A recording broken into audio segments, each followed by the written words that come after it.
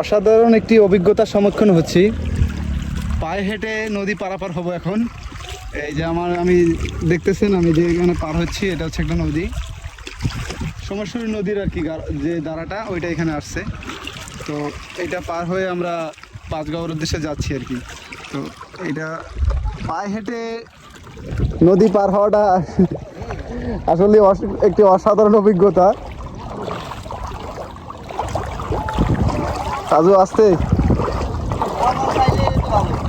হ্যাঁ, বল মাছ, ও মাই গড, বল মাছ আছে এখানে? কি হে শিয়াব, পায়ে হেঁটে নদী পারাপার হচ্ছ, বালু কিন্তু সইরে যাইতেছে একটু একটু। High high,